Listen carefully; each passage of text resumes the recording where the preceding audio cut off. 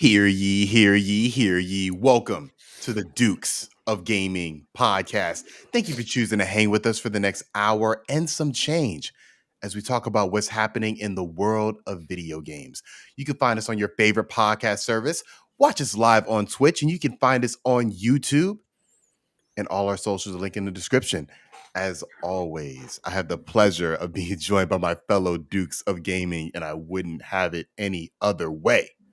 Joining me first and foremost, he is a Nintendo hater, but you would never be able to tell from his room decor. He plays all his games on the hardest mode while teaching his students at the same damn time. He is the Duke of Education, Alfredo. Why you gotta call me out like that? Here's the thing. I wrote that weeks ago and you weren't here. So I've been waiting to read that for a while. Hey, okay, it's accurate. But I do have a little bit more credibility to my name because as of in about 3 weeks, I'm going to take my educator expertise that I developed, obviously, in Fire Emblem, and transfer it to an actual classroom. So technically, I will literally be a teacher, an educator. So you'll be teaching students to fight God. Exactly. That's the ultimate plan. Well, congratulations from that. That's a great accomplishment. Yeah, I'm excited to teach them, how to, battle swords and all that. Well, good enough. Keep us updated. Second foremost, West Coast represent. He's Bungie certified and the tallest Duke by a wide margin. Game design is his passion, hence why he is the Duke of Design, Ben. Second foremost always. In the hearts and minds of the youth. Hello. I'm glad to be here, or I was glad to be here. So second foremost. Threw that one out of me. Join the club.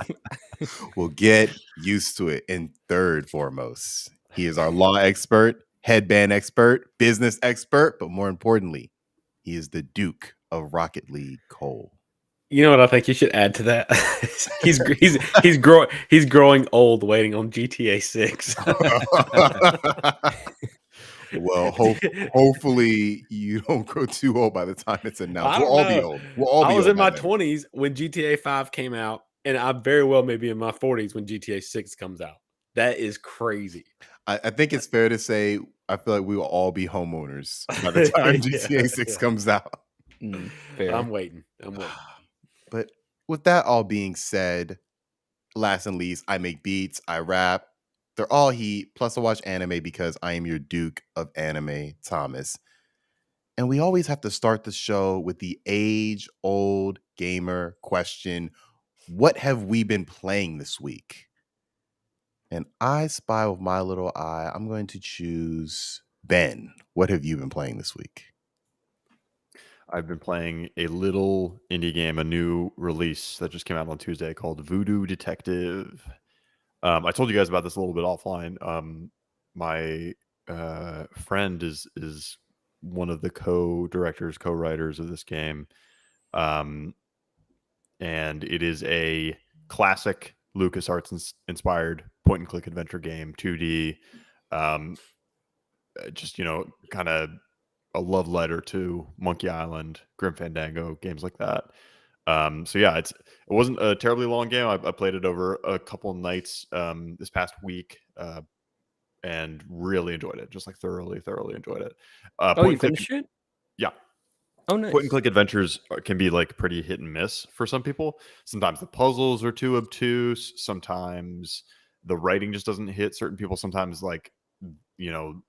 there's not enough gameplay for others. I like point and click adventure games. I think a lot of the classics for me verge into that. Like, I don't know what the hell to do too often, and it's just frustrating. So I've played Grim Fandango. I've played Day of the Tentacle. I played Broken Age and Full Throttle. These are all like either LucasArts games or Double Fine. So yeah, I like this genre, but I'm not obsessed with it or anything. I don't, it's not my bread and butter. I didn't grow up with these games for the most part. But I really appreciated Voodoo Detective. I really appreciated what they did with this and the clear love and care that went into all of this. It is a very small, primarily 2-person game.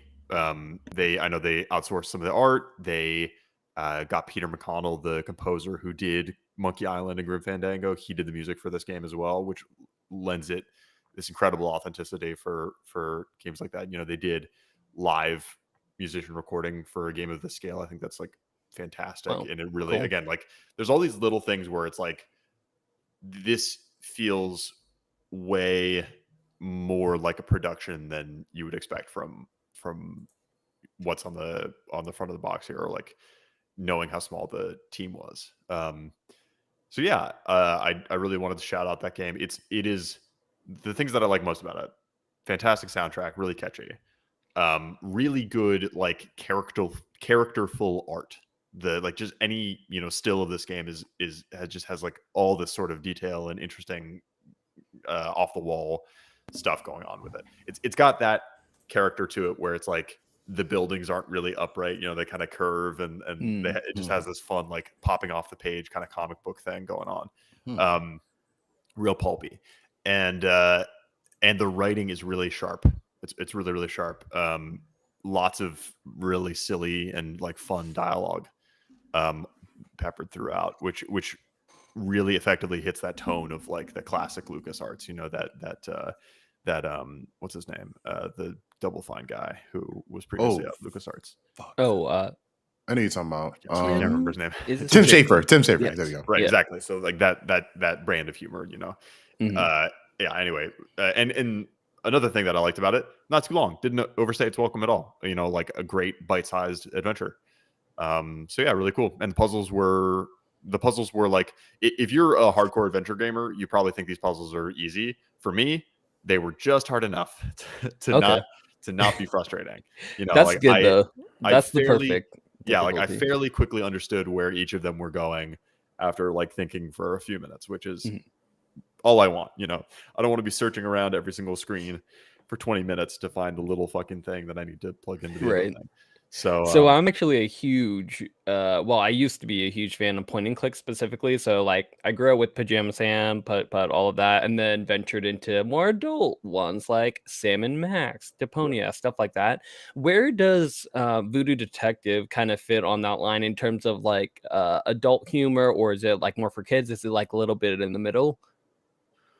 yeah, it's definitely kid appropriate. I mean, like Okay. I would say this is like an E10 rating for sure. You Hmm. know, Okay, cool, it's solid in there. There's like occasional crass humor, but it's very light, you know. Yeah, PG-13 for sure. Sounds like my kind of game. I might Yeah. have to play it this upcoming week. Yeah, $15. I just looked it up on Steam. Not a big investment of money. And I love this genre. I just played Perfect Tides maybe Right. 2 weeks ago. Right. I had a Mhm. great time with that. So I think I might be into doing another one. So Yeah, stay it's tuned. on Steam. Just to shout them out because again, like I really want to commend them for this and shout out to Eric. It's on Steam, Epic Game Store, and mobile. So iOS and Android. Oh, nice. I played it on Android and it was great for mobile. Yeah, I also see it's on Mac Cool. OS as well on Steam's Mac version. So that's cool as well. Excellent. Anything else you've been playing, or that was pretty much it? I got another one, but you might bring it up. So Fair enough. Well, let us move to. I guess I'll move to myself since I'm pretty quick. For me, I've just been playing Halo Infinite. Um, I have been. This has been a very rocky road with this game for me because this was my game of the year of 2021. Very close in terms of like other games. I thought that it was not like a blowout in terms of this was definitively the game of the year. I really had to think about it, but 2022 has been a very interesting year for Halo Infinite because, as Ben mentioned in an episode previous, there was a rocky development with this game. And just how things have come out since its release has kind of shown that rocky development. And I have to respect the fact that they have focused on making sure they're not stressing out the team. That's their main priority, it seems, and I have to respect that. But the drip feeding of content has not been great for the game. The player count has definitely decreased. But even just playing it this past week, it's still, there's still I don't have to wait too long to get into a match. There's still a lot of people playing. And I wanted to get started on season 2 because I had bought the battle pass for season 2, didn't start it. My squad was like, what are we doing? Let's get this going. I'm like, all right. So out of the 100 tier battle pass, I'm like 40. And I played probably about 50 to 60 games this week. And So you're enjoying it. It's Halo. A lot. It's Halo Infinite. It's my game of the year. It's, it's just one of those things where I'm always going to have fun playing this game. The actual game has never been the problem. And I will say the new mode that they added, they've added 2 modes, but I've only really focused on one because the other one is a last man standing mode, and I don't like those in shooters. The mode I've been playing a lot, it's because to upgrade the battle pass, you have to play specific modes. It's called Entrenchment. And essentially it's kind of like King of the Hill, except you release, there's 11 areas you have to claim, and they release them 3 at a time, and the first team to 11 wins. Okay. And yeah, it's very stress capture based. the flag. No, because I'm sorry, zones. I should have said zones. So you have to collect 11 zones. They release them 3 at a time. The first team to 11 wins. Got it. And they release them randomly throughout the map. So you can just be running throughout the map and a zone just appears. And you can claim it, but if it's just you and the enemies are coming, you're probably going to die. So you kind of got to be strategic. You kind of got to pick and choose your battles, kind of roll with teammates to make sure you're not just going 1v4 against the rest of the team trying to claim the zone. I like it a lot because my favorite game mode is King of the Hill. And so this is a kind of a remix to that. So I like the fact that it's a slight remix to that and it's fun. With that being said, we only got 2 maps updated since season 2, and one's a big team battle map. I don't play big team battle, so that really doesn't apply to me. The other map that I have been playing is actually a really good map. It's probably my second favorite map in the entire game. So this season is filled with ups and downs. I'm going to get my battle pass to 100. I'm going to get my money's worth out of it. And then probably just at the same thing with the first battle pass, just kind of lay off until season 3 hits, and hopefully we get co-op and Forge. But the only bad thing, I guess, that it was something really stood out to me in the battle pass, and you said you have to play certain modes in order to like progress the battle pass, like get to level up. That seems because what if you ended up, hating entrenchment, and then you're like, I have to do this, and that's happened. That's happened. There have been modes that have been the highlight mode of the month, and I hate the mode. So it's like, well, fuck, I'm not upgrading the battle pass then because I hate this mode. So, and I mean, the caveat is you can always just do ranked matches, and ranked matches will get you more. Okay. The ranked matches are harder though because friendly fire is on and you have no radar. But that doesn't really matter to me. Wait, but you won't get XP if you play a mode that's not the featured mode? You will get very little XP. Okay. So you will get, because it's all based on challenges you do. Kind of like Destiny, where you were like, all right, you need to get 10 kills with the battle rifle in this specific mode to get this amount of XP. If you don't do that, then you can go like 30-2. And you'll get the same amount of XP that somebody who went 2 and 30 got. So it's it is definitely not the best way to lay out a multiplayer battle pass. Doesn't seem fun. Yeah. Do you go 30-2? I have. That's not my average, but the thing is with Halo, I will have games where I'll never get below. I'll never have like. It'll never be anything 50%. Besides I'll never go 7-14. I might go 7-10 one day, like 7-12. But like typically I'm able to, that's the worst I'll do. And most times it's like, let's say like 18-10. My kill def is probably about 1.5, I'm sorry, 1.3, I believe. So it's like, I'm an average player. I'm not anything special. I get the job done when I need to, but there are definitely players who I play against who I'm like, these are gods, and I have to respect them. But yeah, is there skill-based matchmaking? No, not really. No, I've gotten matches where I'm like, I'm going 30-1, and I'm like, yeah, I'm playing against scrubs right now. Like I can tell. And there are matches where I'm going like 7-12 and just like running for my life. Because I'm playing against gods. So pleading to the gods. It's a very I love this game, but it's tough love. Like it's tough love because I love it so much. I want it to be where I think it should be.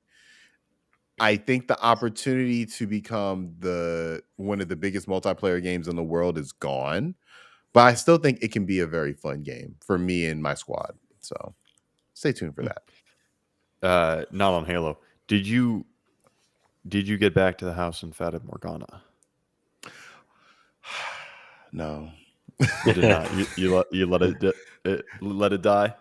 It wasn't that I let it die. It's one of the best games of all time.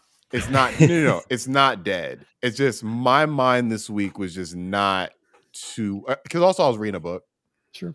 Yeah. So it's like gross books. Oh my god. Well, I mean. Wow. When you can play video games, I mean, like, are we really anti-book? When you can read a book in a video game, yeah, what visual novels are. Exactly. Are we really? Is this really an anti-book podcast? I was just kidding. Ben's book club, where we play games. Yeah, where we play games and don't read books. Yeah. No, but I was reading a bit of manga this week, and I was reading a novel this week. So it's just been, not enough time to also invest that in a 30-hour visual novel. Yeah, I did jump into it, and I like played through the first story, and I'm on to the second one now, and it's interesting. It is interesting. I'm intrigued. The writing is good. It's still, just a visual novel for now.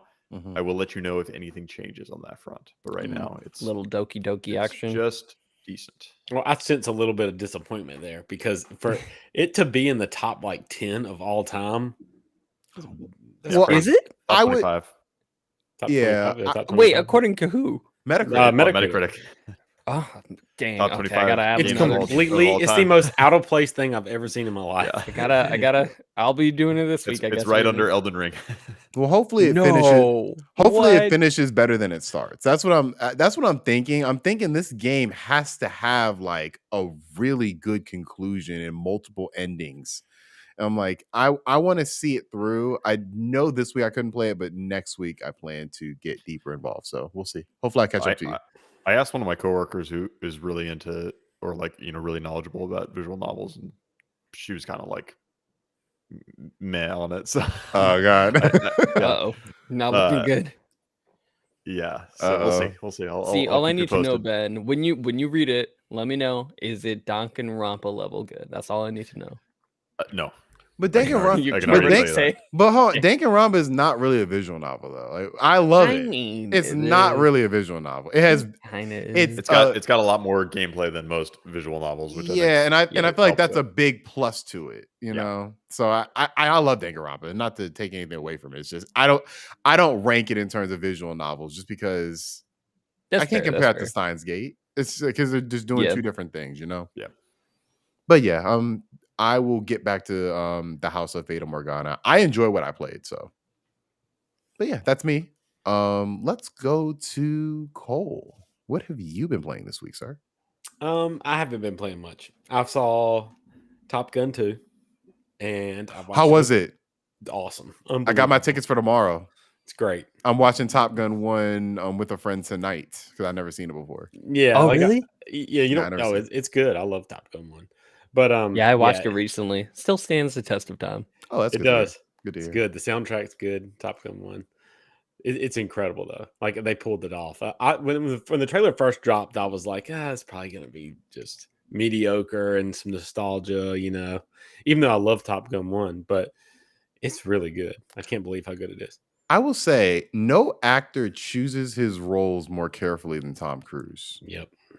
Of all the actors, like especially, I feel like since like Mission Impossible, like 4, he has chosen his roles very carefully. You know what me and my buddy were talking about in the theater is like it's like he's not like an artsy actor like Jared Leto or even Johnny Depp or something. Yeah.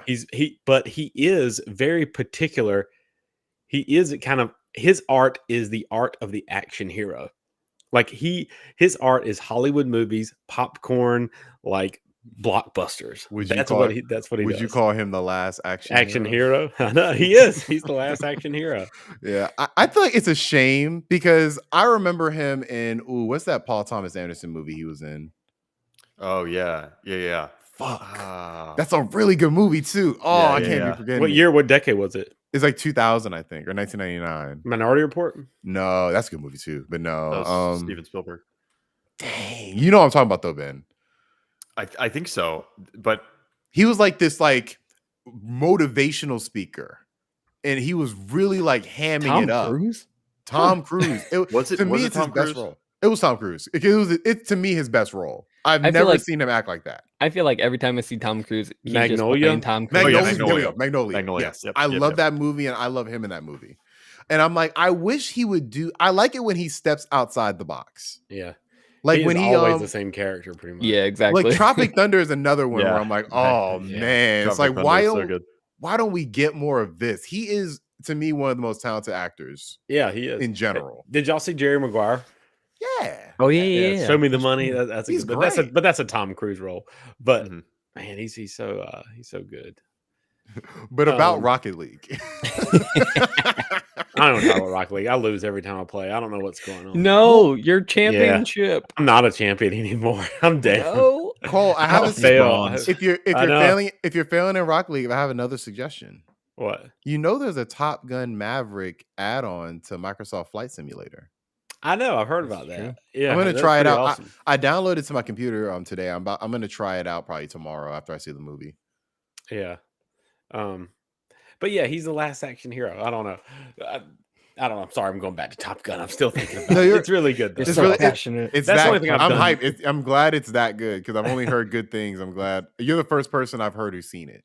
Yeah, it's awesome. Great. But that's the only thing I've done notable. I played a few Rocket League games, and I just can't get out of my losing slump. So Hey, Kobe didn't have a winning season every single year. yeah, that's right. That's right. So you'll get back to it. Yep. All right, fair enough. Well, Alfredo, our educator, what have you been playing this week? I have been playing a lot because I haven't gotten back to you guys in a while. So 2 games I want to talk about: Evil Dead the game and Guardians of the Galaxy. So Okay. Nice. yeah, Nice. so Evil Dead the game. Start with that one. Everyone knows I am a huge fan of Dead by Daylight, Friday the 13th, the game, those types of 4 versus 1 asymmetrical horror type games. Love them to death. So Evil Dead, I was really, really excited for this one because it was kind of more of the same. All the trailers look great, the graphics look great, and it was basically Dead by Daylight, but this time, like as the survivors, you can actually fight back like a lot, and that's like your main objective of the game. You get guns, you get weapons, you're upgrading your weapons. There's like a little RPG tree, all of that, and then as the demon, it's like you basically the survivors are trying to basically accomplish all of these different objectives and then ultimately banish a demon, basically. And then as the demon, you're trying to kill them all before they can have that happen. So I thought it looked awesome. I started playing it, and it's a good game. It's really fun. It looks gorgeous, actually, way better than I thought it would look, and it's really fun. But the only thing is, it's a little bit, it's kind of like that mode that Thomas was talking about, actually, with Halo Infinite. The what do you call it? Entanglement. Entrench. So it's basically the objectives that you have to do as the survivors are basic. There's like 5 steps in banishing the demon. And each one, basically, the first thing is you have to go out to this huge map. You can take control of cars. You guys can split up. You can stick together. But you have to traverse this huge map and try to find these pages. And they could be basically anywhere in the map. So once you do that, then you can go to different locations and basically start like these rituals. And the problem is that you can split up or you can stick together. And the real problem is that this is a really, really team-based game. So like you really need good communication between your party members. Not to say that you need a mic, but it would help tremendously. And when you don't have a mic and when you get random, matchmaking people that you're not familiar with and they go off, like if you start to split up like any horror movie, then you're gonna lose because you don't have good communication, and the demon only has to worry about the one player themselves to they don't have anyone to coordinate from. So it's a really, really great game if you have like 4 people to play with, or even like 3 where you guys can stick together and then pick up with a random. It's super fun. I think it's a great like iteration on the 4 versus 1 asymmetrical game because it actually has an RPG that you level up while you're playing. So you pick and choose what you want to devote your resources to. It has classes. Everyone can play it as a different classes, like a healer, or if they want to be a tank and whatnot. So it's pretty cool. I really, really like it. The only thing is I don't know how the longevity of the game is going to be, because they do, in order for people like me to keep interested, they would need some sort of battle pass or something like that where they keep invested and can, look forward to a new character or whatever. So good game. I really am enjoying it, and I would recommend it. Second game. Just a question. Because I've never truly gotten into these type of games. I played them, but I've never gotten like hooked on one. Compared to the ones I know, obviously Dead by Daylight's the biggest. Predator Hunting Grounds. Jason. What is it? Friday Jason. the 13th. Friday the Thank you. Friday the 13th. Like, how do you feel it compares to those games? So this one is the first one I feel like that really tries to break away from the formula, because like with all of those games that you listed, it's really like the demon clearly has the upper hand. Like if you are the demon, like 9 times out of 10, you are the one who is pursuing. You're the predator. You're pursuing your victims. And with this game, this is really the first one where as the survivors, you're actively fighting back. Like you are chopping off heads, you're like dismembering these zombies, you're like shooting the zombies in the face. Like you're actually doing that. So if you're like more action oriented, you would really like this game, versus the other ones are more about hiding and like how can I like outsmart tactically the demon or the ghost or whatever. So if you like more action, this one will be up your alley. Yeah, I hope it comes to Game Pass. If it comes to Game Pass, I think I'm in, because I like Evil Dead. So, and shout out to Sam Raimi having a great couple weeks. Yeah. But I haven't watched any of the movies, so I'm sure I would appreciate it even more. And they have single player missions as well, which you can like unlock characters and learn how to play the game, which are pretty good. That's cool. Yeah, it's pretty awesome. But speaking of Game Pass, I decided to play Guardians of the Galaxy, which is on Game Pass now. Yeah, you did. I was looking for something to play, and then I remember that was on there, so I was like, it won Best Narrative Game, I think, at the Game Awards, so I decided to play it. And Thomas, you did not do this game justice. I feel like when you had mentioned you played it. I praised it. I don't think I had anything negative to say about it. I remember you telling me how good the story was, because this is a damn good story. I wish we had a rewind feature, because I love this game. I will say I do remember him. I remember him praising the story, but I felt like you were overall like 7.5 out of 10 on it. Yeah. No, I would definitely give it. Don't try to backtrack now. No. If I were to grade it, I would have graded like an 8.5. Like I liked it a lot. It didn't even come up in Game of the Year though. It was like, because he was the only one that played it. Yeah, it was that. Probably, I was playing politics. You know, I knew it was gonna win nothing, and it's like even amongst that, it's like I probably still wouldn't rate it over the games that I listed in Game of the Year, but that doesn't mean it's not a good game. I like it. Well, let me tell you guys, since Thomas did such a bad job.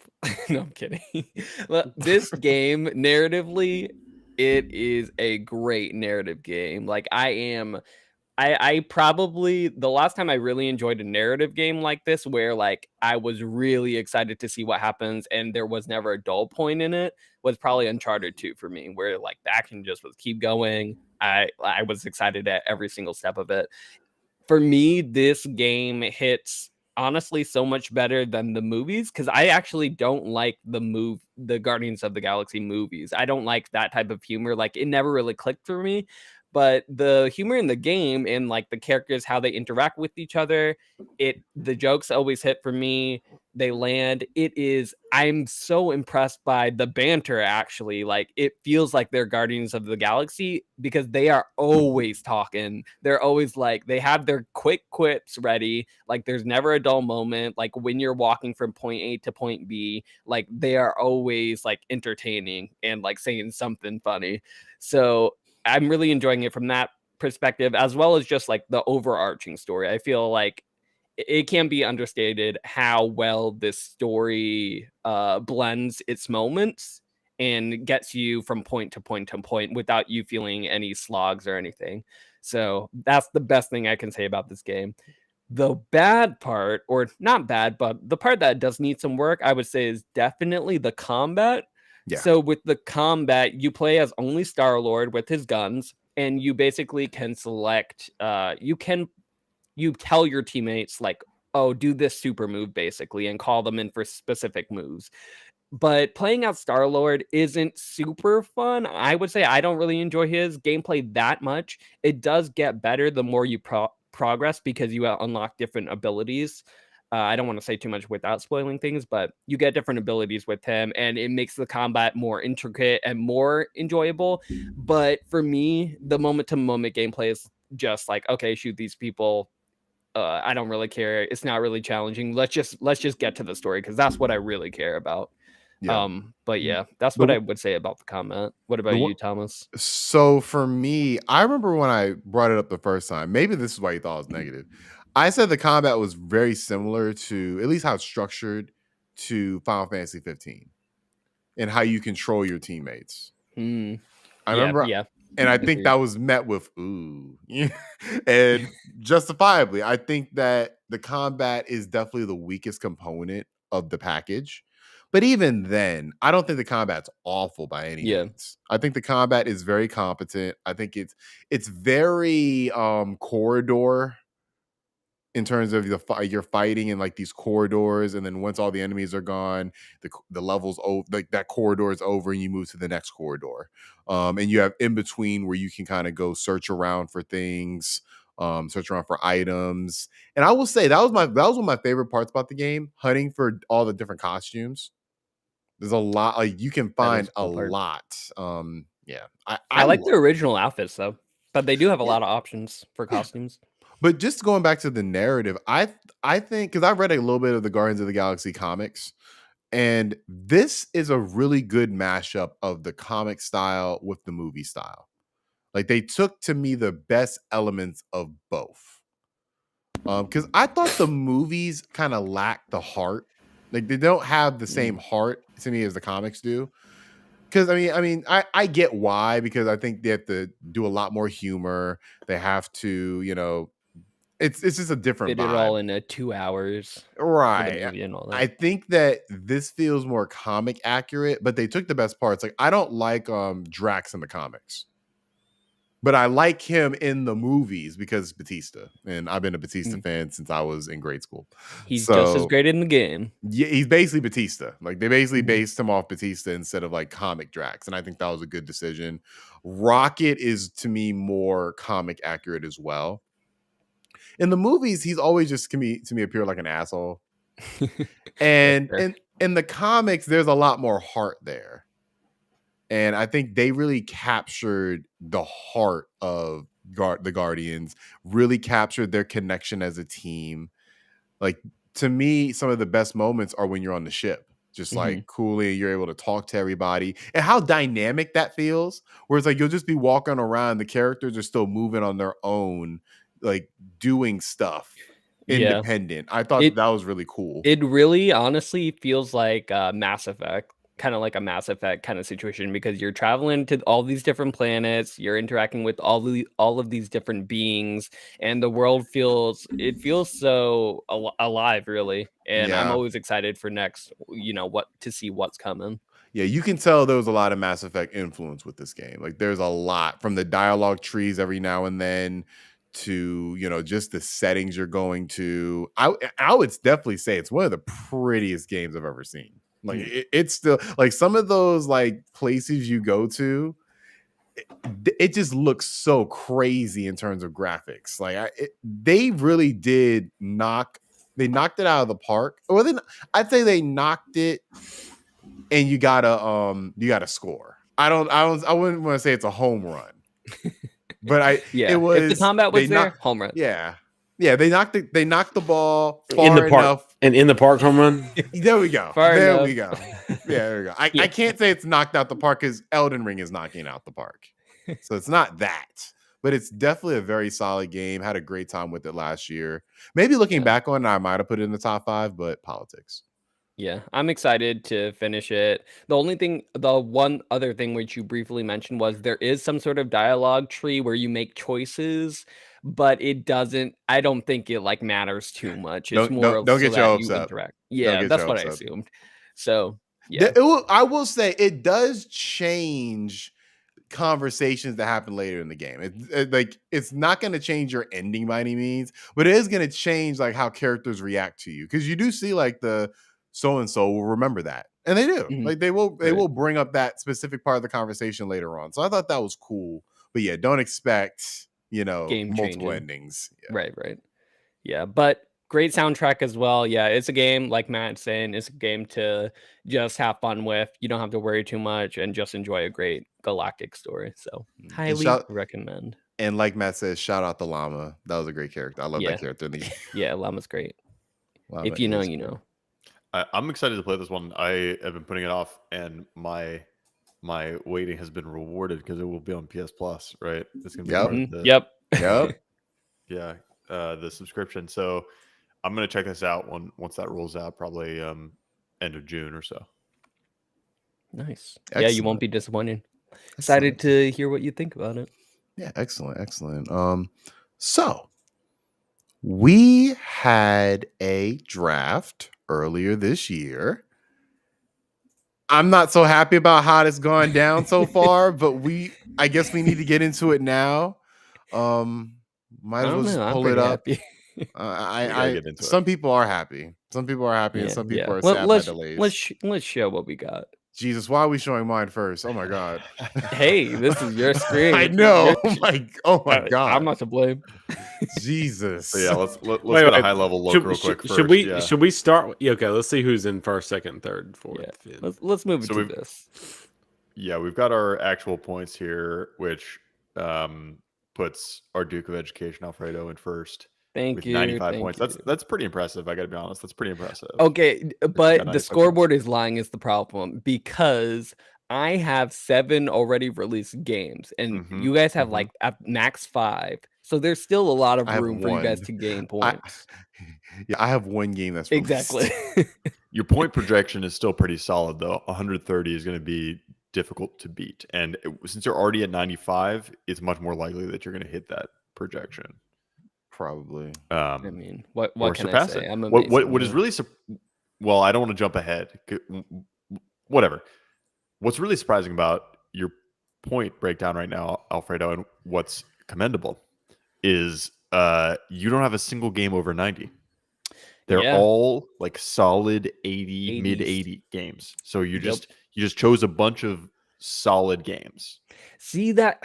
I wanted some 90s in there because can you scroll down a little bit to my games, Sure. Thomas, please? Because I was positive. So At least Horizon, I would get a 90, right?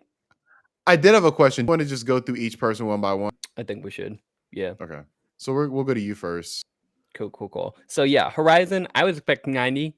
Almost got there. I'll take it.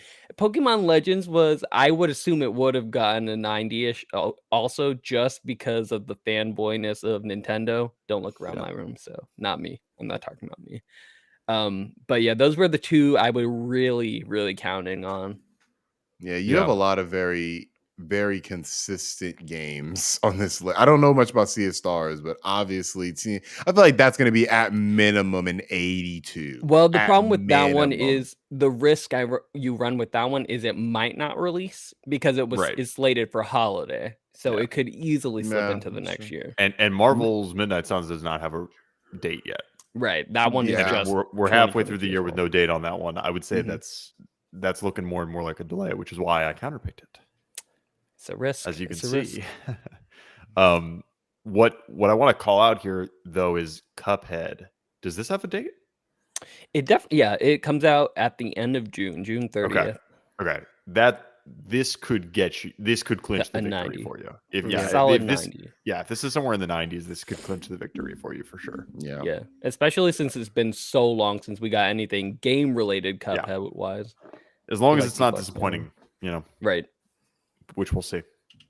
I can also see it getting 80s though, just because it's more of the same Cuphead, Yeah. But we'll see.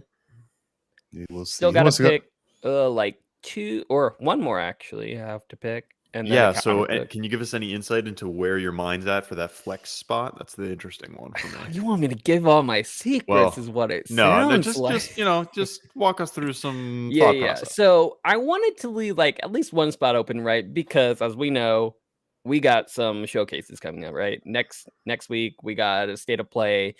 I'm not really counting on surprise release for that, but I am counting on Xbox to possibly give some surprises, and maybe even with Jeff Keighley's Summer Game Fest. I'm expecting some surprises to be there. So I wanted to save something in there just in case, it's a Guardians of Galaxy moment where, this game is coming out this year in 2 months. So I'm having an open spot, but I do have something in mind just in case that doesn't come to fruition as kind of like a backup, which I'm not gonna quite tell what I'm doing with that yet. Well, fair enough. Who wants to go next? We got to talk about Cole's list. Yeah, we gotta. We got to talk about Cole's. I'm gonna shame you a little bit here. All right, look, look. Oh my god! And with all these blank shot, I'm in 3rd place. So I think I'm good. It's being held up by one of the greatest games of all time, Elden Ring. You got a 95, and a game that I don't understand has an 87. You also have. This is why I got to shame you, Cole. because you have Elden Ring. You have what is going to be the gold. top rated game of this year. There's Golden probably Child. not going to be a single game that beats this. No. You have it on your list, and yet where's the rest of the list? Look, y'all, You got to fill it out. You are still You got, like- competitive. That game alone keeps you competitive, even with Yeah. Suicide and Starfield being delayed. This takes me back to 2011 fantasy football. I'm notoriously bad for like sitting these things and forgetting them. Like I'm notorious. So in 2011 or 2010, I selected Michael Vick as a joke for my number 1 draft pick. Of course he did. And it was the year Wow. that he became the starter, and he had one of the greatest football seasons of any player of all time. So he single-handedly like kept me in the race. I don't think I won that year, but he was my Elden Ring. And then But you I just dropped the notoriously forget. ball. Look, I'm thinking about this though. I may can make a play and come back Yeah. here. Yes, You can. definitely can. These So- showcases and the PlayStation VR games that are going to be announced. Exactly. Like, Yeah, you look, definitely have I'm the dark horse. I'm about to log back into this thing on Monday and do some work. and the You thing is, remember you your have money to password? play with. You have money to play with too. That's the Oh, I other do. thing. I do. You got Don't points. discount me yet. 3rd place. I could easily get. I think I could get 2nd. I don't know that I could Get catch back up. in there. we go. Get I'm gonna get back You in gotta, there. re- It, you look, gotta competitive. replace some of these this games. could be the too. best comeback ever, though. Make 'cause this I thing am- interesting. Yeah. So the So one we got game, we got. Oh, sorry. Go ahead. I was gonna say the one game that you do have that is not delayed still is Gotham Knights. How are you feeling about that one? Yeah, no, that's not delayed. I think you're gonna settle at like a 78 to 80. I think 80's safe. to I think say. 80. I think we get 80 on that. Suicide Squad. Jeez. And Starfield. But like if those had hit, that was kind of my reach. If those had hit, I would have won. Well, your whole list was based on the most like risky Most games. hype. Yeah. You had one Yeah. really safe Yeah. one, and then a lot because we didn't know what Gran Turismo was going to be, Yeah. and we didn't know what Dying Light was going to be, and Mhm. we didn't think Suicide Squad and Starfield were coming out, like both of them at least. So Yeah. your list was very risky. It's paid off in a lot of ways, but yeah, Yep. It has. you just got to fill it out. I figured Gran Turismo. I just had a feeling Gran Turismo would score in the mid 80s for whatever reason. But Did very well. They I did very thought well. between Suicide Squad and Starfield, I thought I could land one of those. Mhm. That was kind of my thing. I thought I might could land one of those, and then they both got delayed. Well, I should have known better. Should have Still known in the better. game. Yeah, Still in work the to game. do, but I'm you still in the started game. off well. Yep. I want to talk Okay. about somebody who's probably not still in the game, and he's not. He's also not with us tonight, so we can roast him as much as we want.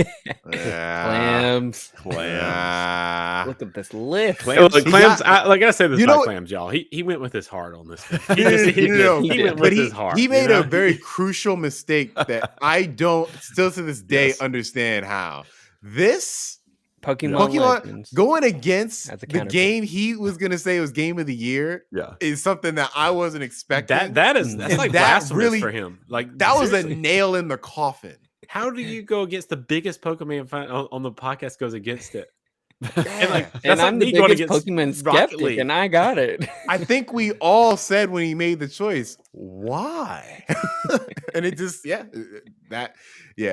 Because you know it's crazy. He hyped us up on this game. He was talking about like That's all right. the inside information was so right. good, so good. Mhm. And when he came out, that was the most shocking pick of the. Wait, there was another. Who else had a shocking pick? One of us did. Doki That was one of them. Doki Well, V was one. I've dropped that since then, so we'll I get to thought that. it was Alfredo. I thought Alfredo had a. I can't remember. No, I- I play it safe. You might be thinking about me. I was like second pick, and I went with Zelda instead of Elden Ring. Let's go to I gave you. you Joe. Elden Yeah, Ring. you gave that one to me. Yep. Yeah. So I have filled out my list. Ooh, Everything You have a is solid slotted list, in. though.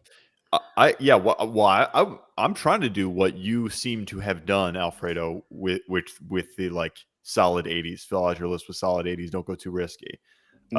Zelda, obviously, I took a bet there that Nintendo was gonna be true to their word, and they were not. The liars, the damn liars.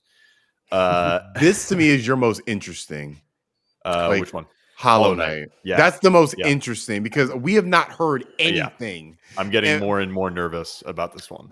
But I feel like it can't miss another year. Like Yeah, I I agree. just I feel like it has to come out this year. And I feel like think it's it's gonna gonna come score out. high, but it's like if it doesn't. Yeah, this one could. I think this one could legitimately score in the 90s if it Yeah. only comes out this year. You know, but Yeah.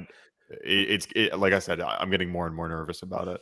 I think you got a really good 85 range game right here. Yep. In Hellblade. Solid. Yeah, will definitely come out this year. Same with Plague Tale, I think, is a mid 80s. Yeah, same thing. Mhm. I don't. And this game was good. 2 I thought this Point came Campus, out. It got I don't delayed know, I think it's till coming out August, soon. I believe. Okay. Yeah. But I do want to go back real quick to A Plague Tale Requiem. I Yeah. feel like that might be your dark horse Dark because I horse. can easily see that game like actually getting in the 90s just because of how highly anticipated it was and how much of a shocker that the first game was. I feel like it could do a Uncharted 1 to Uncharted 2 kind of deal. Where it just I think changes 90 the is the game. ceiling for sure. I Yeah. think that I can see it. Like I can see a game in 90. I hope A Plague Tale is significantly better than the first game. I have a feeling that the first game kind of came out of nowhere and just struck a lot of people. And now that we know what to expect, it's not going to hit the same way. So I'm expecting, it'll settle in the low 80s. That's what kind of what I'm thinking for that one. 2 Point Campus, I think, is going to be another solid one. 2 Point Hospital is very popular, and as long as there's nothing critically broken about this game, I think it'll be a pretty solid 80s. Mapless in the chat says Stray is a safe announcement this week. I assume he's talking about the state of play coming up. Yep. Yeah, fingers crossed, because that one still does not have a date. So it was Sacrifice is safe. I believe too. there's a rumor though that is coming out in July. Stray. Oh, Stray. Oh, Mhm. sick. Okay, well, That is the hopefully that'll rumor. be in our hands soon. That's interesting. If they haven't had a date yet for it, and it's Yeah. going to release in July. Yeah, Probably Still waiting for release. the state of play this Yep. week. No. That could be a great game. Stray? Stray. It looks cool. Looks interesting. I don't know. It's Yeah, just not for me, I think. Yeah, Not a neither. cat I mean, person. Yeah, I'm allergic to them. I mean, but what is it actually. though? Like, how do we know it's not I for us? really- Isn't it just like a third-person cat? It's because of exploration game? it's because of the cat school. Yeah, it's kind of that's why I chose it. I'm I like, like I think this is gonna get graded on a cat curve. Wow. Mm. a CC. Yeah. Exactly. Everyone knows there's a cat curve in video games. Somerville is a very interesting pick, and I counterpicked it because Yeah. I've Will it not hit? heard anything about it. Yeah, this was looking more difficult too. I'm getting a little nervous about this one as well. Yeah, Poor We'll see. Ghostwire too. Ghostwire's, whatever. I was expecting the low 80s, but it's fine. Not that big of a deal. That Stanley Football Parable Manager- pick. Oof. Yeah. Looks good. Yeah, Football Manager is like, just a solid yearly game that like pretty much never disappoints as far as I understand. So I was like, okay, this will be a safe yearly. Crusader Kings 3 did well, but the thing that's keeping me competitive, and this was one that I knew was going to score well, but I'm surprised it scored in the 90s, even though it's low 90s, is the Stanley Parable Ultra Deluxe, the re-release, remaster, remake, whatever you want to call it, of Stanley Parable with a bunch of new content. This is the one that is keeping me in the race right now because Looking solid. after Breath of the Wild got delayed, Mhm. I was looking like I was out, but Stanley Parable's keeping me close. So It's literally took the place of Zelda almost. Right. Yeah, kind of. The only, I guess, the only scary ones that might not make it on your list are Hollow Knight and Somerville. I think you're safe with everything else, though. Yeah. Yeah, Pretty safe fingers list. crossed. Pretty safe. You also list. might get points counter picking Forspoken. I think Marvel's Midnight Suns will do well, but I don't know about Forspoken. I hope it does well. We'll see. Yeah, I am pretty confident that Forspoken will be in the 70s, so I think I will lose a couple points because it's definitely going to be coming out. So I think I will probably lose a couple points on Forspoken, but hopefully not too many. And Midnight Suns, I think that one's pretty much. I'm pretty confident that one's getting delayed. Got ya. Fair enough. Well, solid Nice. list. Let's That's a go good to list. the worst performing list so far. But the thing is, my list is very backloaded. It is. It really is. So this You got some God picks, of though. War is legit. I feel like the ceiling for that is like a 97. Yeah. I don't know though. After The seeing ceiling, like the I know, ceiling of it. I'm not that's saying what it's I'm going to be a saying, I 97. I'm don't saying the know. ceiling of Well, it your ceiling's 97. Your floor is probably like 86. is not I really feel like 86. the I ceiling feel like the is ceiling. 90. What? No. Just based off of what I've Was seen. it the first one with so far from- 97? Yeah, but God of War, the second one, from what we've seen, it looks extremely Yeah, similar. it's just But like that's Ben like said, saying we that's know like what it saying is, let's Uncharted do it. 3 would suffer because it looks similar to Uncharted 2. That's fair. That's fair. Like Didn't I don't think it it. didn't I score mean, as and well it as did in Uncharted some way. 2. I think it was not that far though. I think it was like maybe Yeah. 2 percentages off. I think you're right. Mhm. So like I think the ceiling's a 97. I think the floor is like an 88. I don't think there's any way that this game scores better than the 2018 game. I Yeah, lean that towards one- exactly. I lean towards that, but it's on my list, so I'm very Yeah. hopeful. And then Bayonetta 3 is one that if it comes out, that could be a 90 something. Mhm. Because all the other Bayonetta games are around that range. Here's my stinker. I am so Real- mad real about quick that. back on That God of shouldn't War. have scored that bad. Back on God of War though, Mm-hmm. that game could get delayed. It's very possible. We It's very could risky. we could see it move out of this year. Matt, All my listen, big games could get delayed. Like it's very possible. Mhm. yeah. So this is a risky list for sure. Matt Bliss has a prediction in the chat that Ragnarok is coming in August, which is what? Jesus. That'd be if so. it That's stealth a hot- releases in August, that would be nuts. That's a hot take. I hope you're right. I hope you're right, Matt Bliss. He has insider wouldn't be mad. sources. Yeah, he's got sources. He must. Kratos told him. Okay. Okay. Quote him. Okay. All right. Well, let's we'll get our little side thing going on. We'll make it interesting. We'll put a Side little bets. money in the pot. Yeah. Hogwarts Legacy, I'm 100% safe. sure is coming out. Yeah. And you're safe for time. I'm pretty sure that's at minimum in 83. Why are you 100% sure that it's coming? It doesn't Yeah. have a date yet. Yeah, Because to me, it's going like that's going to be the biggest holiday game, and I feel like yeah. it's I think it's a it's solid been pick in the for coming pot long enough that I think now's the time. Okay. Like that, them releasing that like really like expansive trailer showed me that they're very confident. Yep. So Here's It the looks thing. good too. Here's the thing that makes me think it could get delayed. It's coming to so many different platforms. So it could be this. It could be that maybe like the Switch version gets delayed or the PS. Well, no, there's no way that the PS4 version gets delayed if the PS5 you're right version about comes out. that. I think you're right about the Switch version though. There's been precedent for that. Mm-hmm. So Right, all the Bethesda games pretty much. yeah, so I think that's very possible for the Switch version, but I can give a fuck about the Switch version as long as it comes out. They could always pull a Gotham Knights where they just 2 months out they drop last gen support. I don't think it will, but well, that don't matter for me, right? As long as, Yeah. as, long You as still it get comes your out point. on something. I think there's still about a 50-50 chance it gets delayed till like February.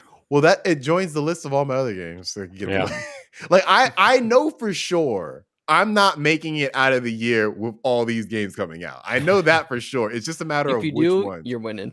There's one that I'm pretty confident is not coming this year that is coming up. All right, Bomb Rush, some Cyberpunk. That is a personal pick. I think that game has potential because it's gonna really hark back to those Jet Set Radio like vibes. And I think it could potentially score. It could be like how Ali World was, like an 86. So I'm confident that's gonna be a high score. It's just if it's gonna come out this year.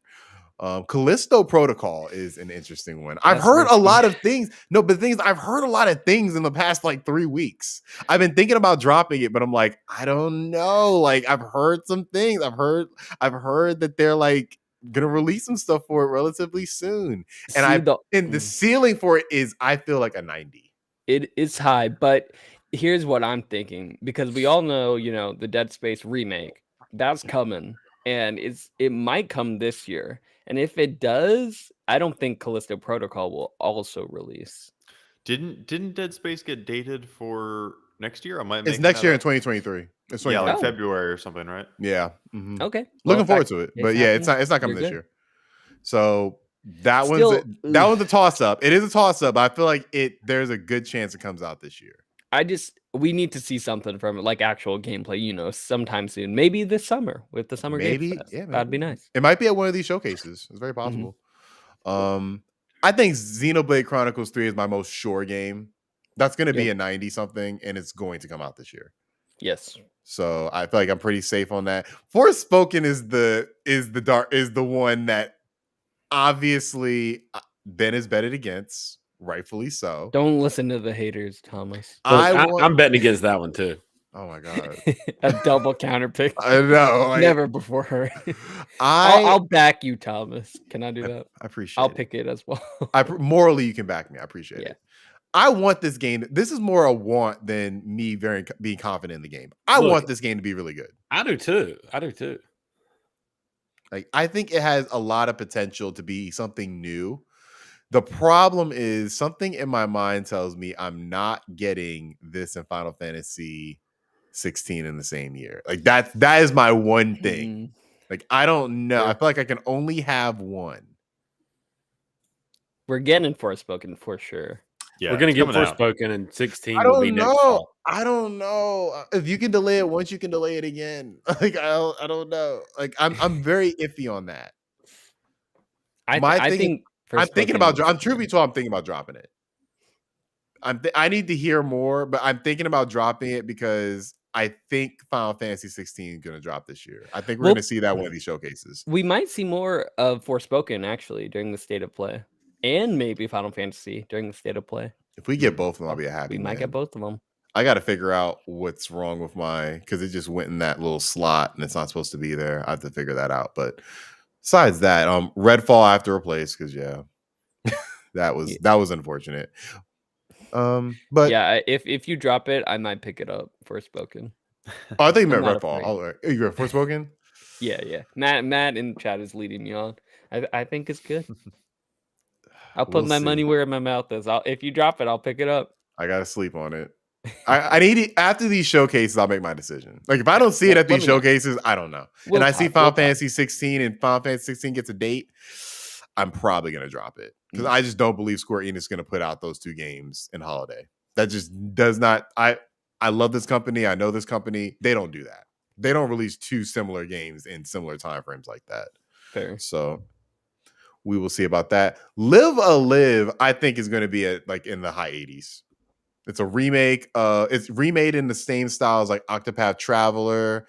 The original game is considered one of the best JRPGs of all time. I think that's a pretty safe bet.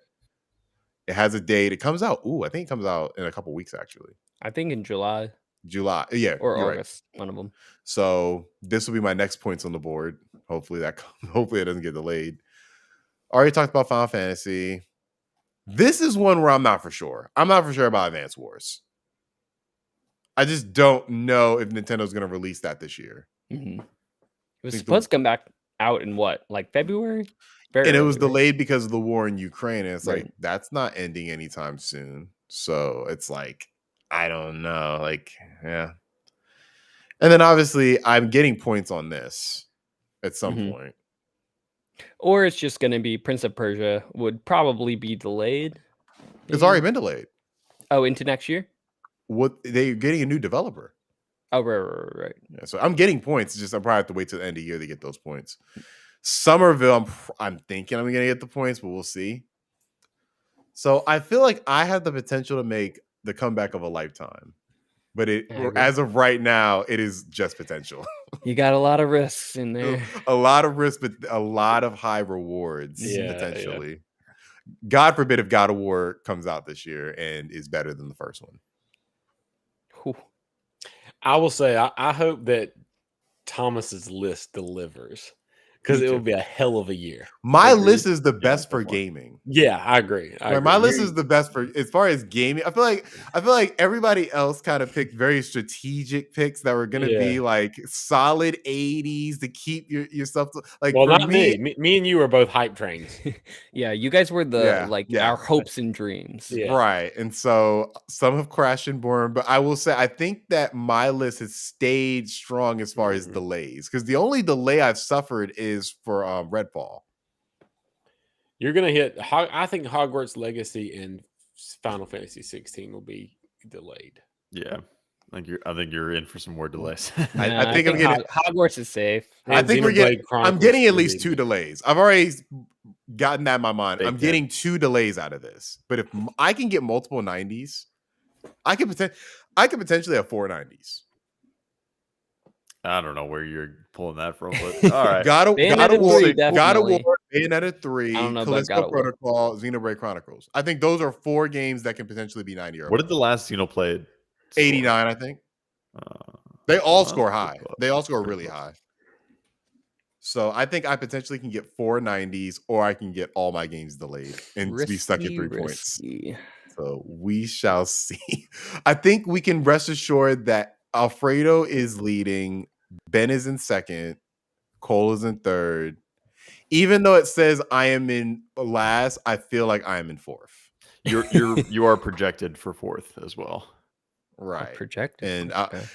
and I feel like Taylor went with a lot of like He went I feel like rogue. Taylor went with his heart. Yeah. You did. gotta He was- respect. he You got. went with I'm fine, yeah. He's still got slots open though, right? So Yep, he could he fill does. it out with some. He mean can fill it stuff. out. Like Weird West was when I thought he was going to get good points on. Mhm. I'm kind of disappointed. Tiny Tina's as well.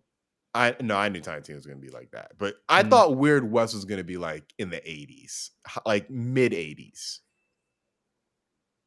It's Well, so I'll let funny. you guys can- know how that game is because I'm gonna play that after Guardians. I could sick. pick if y'all like didn't tell me who picked these. I could pick whose list these were for sure. Probably. This is so obviously Taylor's list. My list is obviously my list. What gave Like, it away? Choo Ben's- Choo Charles or Or Joe and Max? Joe and Max Caveman Ninja. like go up to Ben's. Ben's is so methodical and thought out and just like a chessboard. And like I don't know. It's so obvious though. Yeah. My list is all about height. Yeah. Yours is all hype. Mine's half filled out and with Elden Ring.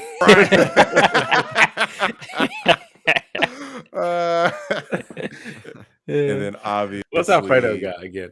Yeah, triangle strategy. These are Alfredo great games, Yeah. like great. Yeah, I picked my type of games. Horizon. Definitely. I feel like Alfredo's list is legit the Tunic. safest. Yeah, Alfredo definitely picked the safest list. yeah. And the funnest. I would say the most fun. No, let's just say funnest. Who cares See, about forget grammar? Alfredo. Is fun games is a look word? Crazy. No, it's not. Well, fair good. enough. Mine fair is the enough. family friendly one. Look at this list. See? Very Seafood's family pretty friendly. violent. Seafood's pretty violent. Let me Okay, I'll before we give you move that. on. What out of Everything all else. these games? Out of all these games, if we can all pick one game to get a 97 and beat Elden Ring, what game would you guys have get the 97? What game we think could No, do no, it, no, or no, what no. game you want to What do game it? you want to do it? Mine, Hmm. I'll go start with me. Mine would be Hogwarts Legacy. Yeah. If that I would came pick the out with same an one. hit a 97. Yeah. Oh yeah, if that game was a 97, that literally would be my favorite game of all Yeah, if time. we get a Harry, Just Harry Potter based on- game, that's Okay. amazing. Whew. Like Alright. I had a great time with those shitty Harry Potter games on like PlayStation 2. Same. You know, I had a great time. I probably would still have a good time with them to this day. So if you gave me an upgraded version of that that's open world, oh yeah, no. And God, it's like could you perfect imagine 97, What a hit that would be for the studio. My Gee, goodness. that would be the highest selling game of the year. Yeah. If it Or got that high. the highest selling game of next year, probably, since I it comes think out in December. I haven't looked through the top games on OpenCritic, but I feel like in order to reach that stratosphere of the upper 90s kind of thing, it can't be a game that we know well enough what it is ahead of time. Like it has to be something that really comes out with like a snap, you know, where it comes out of nowhere. Either it's a new property or it's a new spin on an Yeah. old property. Like, Well- you know, with God of War, like it can't be the sequel to 2018. It Yeah, has to be I agree, 2018. yeah. It has to be the thing Right, that like yep. it evolves the people. formula. Yeah. Well, one game that I think doesn't really fit that per se, but kind of does, is Final Fantasy 16. Yeah, I agree. Final Fantasy 16 Because could Final do it. Fantasy 16, even though it's a sequel, all the Final Fantasy games are different.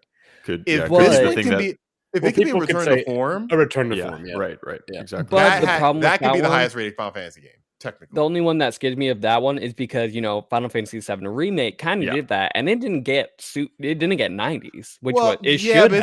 it's a remake though. I feel Yeah. like Right, that was but kind of this it's is a new game. better. This is basically a new franchise. Yeah, So but I think Final that Fantasy ceiling's a little VII higher. Remake, it's What did- dare say better than the original. What did that get? Like what, 87 probably? The original, No, oh no, the original is one of the highest rated games of all time. The sequel, the remake, It's an Let's 88 on check. OpenCritic. 88. That's Yeah, pretty, that's it's crazy. pretty high up there, but That- not 90s. That's It pretty deserved low for that 90s. game. Yeah. That game deserved to be like in the top, like maybe 93, 94 to Exactly. me. But who am I? All right. Any final thoughts on this?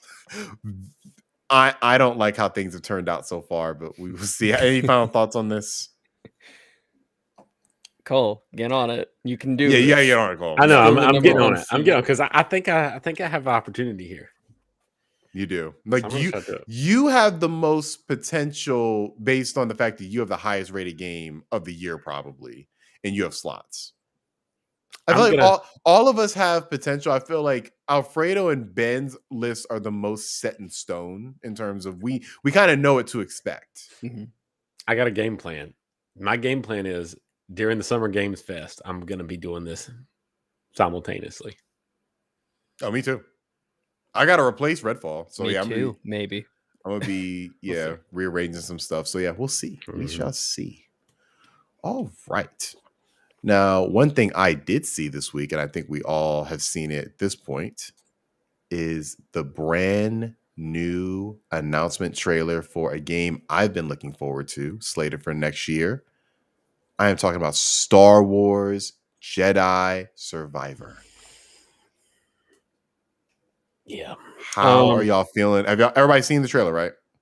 I just saw it. Yeah. So y'all know it's next gen only. Yes. Yeah. That's awesome news. Finally. Awesome. I mean, it great needs news. to be. Great freaking news. Oh, man. It looks good. I think it's gonna be co-op. Really? I think the end of the With the trailer Jedi? did maybe hint at it, Really? but I Oh. don't know. Like I don't know. Okay, well, it Another turns out I Jedi. only watched 50 seconds of it, so hold on. Give me 30. Wait, so Keep so talking. who's the guy in the tube? Is it just gonna be another Jedi? I mean, what? I assume it's a Jedi that's been maybe engineered. Maybe not even A a Jedi, Jedi engineer. Survivor. Yeah. I thought He's- I kind of got the feeling it was a Jedi. Yeah, it was a survivor from like the attack of. What gave it away? Yeah. He said, Matt Bliss said it's Sephiroth in the tube. The beautiful hair. Right. It did look like Sephiroth. Yeah, it gave me very good vibes. Like I like the direction of it. Also, what's interesting is it takes place at the same time as the Obi-Wan series. Hmm. Well, because it's the same Inquisitor, right? I don't No, know. the guy don't think so. in the trailer is not the Grand Inquisitor. Right. It looked like But so It's the same alien race. yeah. Oh, okay. So the last game took place 5 years after the Order 66. This game is 5 years after that. Obi-Wan takes Oh. place 10 years after the siege. Wow. Dang, So that's a big it's- time skip. And the way they've kind of done things recently, I can't even lie. Like I've been very mixed on how they've been handling Star Wars for the past like 5 years, since I'd say like Last Jedi. They are mixing a lot of things together. And things I never and Mandalorian was the first one where it showed me that they're willing to just mix anything. They're willing to bring in Clone Wars characters, Rebels characters, Well, just like and get a CGI Luke Skywalker in here. Yeah. It's like nothing is off the table. it was like Marvel, they mix their characters like crazy. It essentially has become like Marvel, except with Marvel, there wasn't like Marvel didn't have to work with other like movies and shows that have come out. Marvel just started with Iron Man and branched off from there. This is like taking like all these characters from these other properties and just mixing them together. And I'm very interested to see if this game kind of channels that energy too. I thought we were going to see Luke in the first game. I don't think it's out of the question that we see Obi-Wan in this new game. Especially if it's set during the same time. Yeah. Like I'm very curious as to what we're gonna see from this. The big question that I actually have for this game is, now knowing it's 5 years after, how are they gonna handle what is his name? Cade? What's his name? Cal. Yeah, how are they gonna handle Cal's skill progression? Because we were, all maxed out when the game came out. What are they gonna do? Like, are they gonna pull a Kingdom Hearts here where you just Yeah. forget all your Probably. abilities? Probably.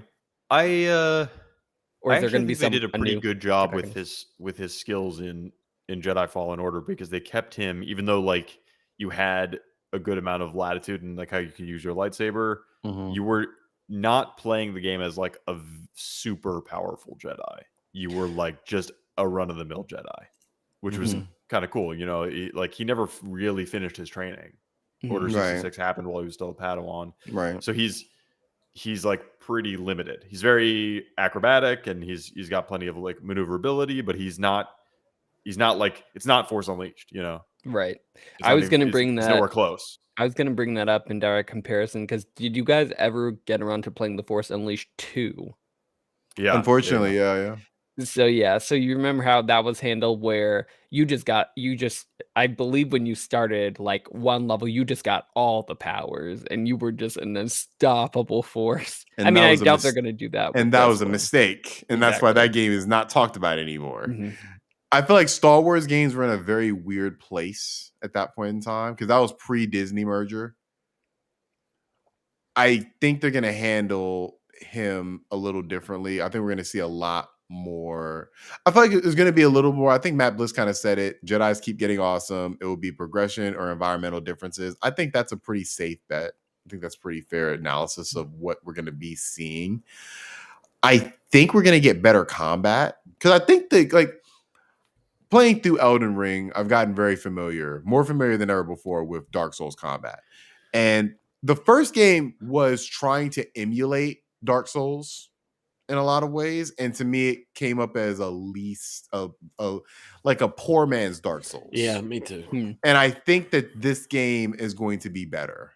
I think it's going to be going to learn the lessons. Yeah, it's going to be a lot better combat. And also, I was going to say, I actually liked the combat. I really liked the combat. I liked it. No, I liked it too. But even back then, before I even played like the Souls games extensively, I even knew like, oh yeah, this isn't Souls combat. This isn't as good as that. It's not as punchy. It's not as responsive as that combat system is. Well, especially dodging and everything. Dodging always felt weird. Why I liked it was because it felt like you were an untrained Jedi and trying to get there.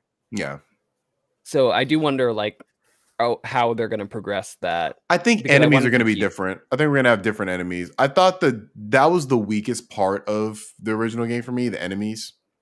Is, see one stormtrooper, you basically see them all. Like there are some differences, but I thought that the enemy design was a little generic, and it's Star Wars, of course, but that was a weak spot for me. I think we're going to see a lot more enemy variety. I think it's going to go to a lot of different planets, fight a lot of different types of enemies. I didn't like the level design at all. I don't like. I agree. I hated going back to the same levels and retreading back and forth. And the map was horrible too. Yeah, the map wasn't good. It was like Doom's map. I love Doom, but I hate Doom's map.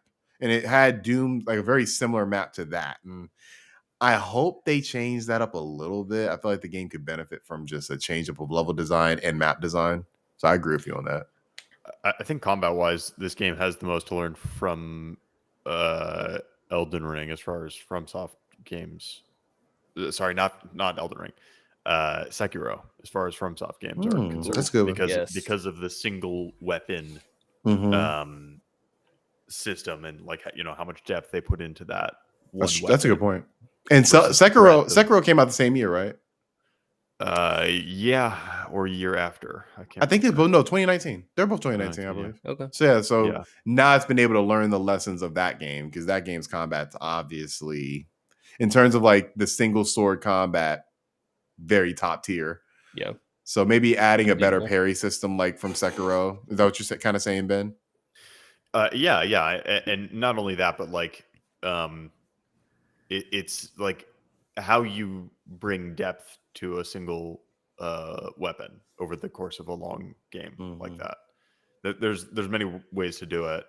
Part of what Jedi Fallen Order did was like it was a single weapon, but it also wasn't, because you had the single blade, you could do the dual blade, and then you could break them apart for like special attacks or whatever. So they tried to have like a little bit more variety, and that Cal for some reason just has 3 different styles of lightsaber mastered.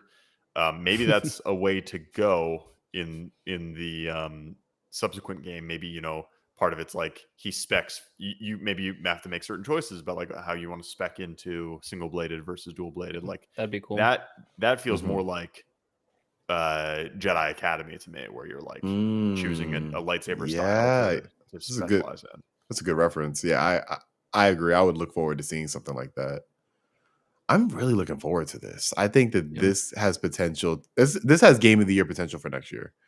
If they can make all the improvements we're kind of talking about, and to me, keep the story at the same like level. I thought the story was really good in the first one. Yeah, the story was great.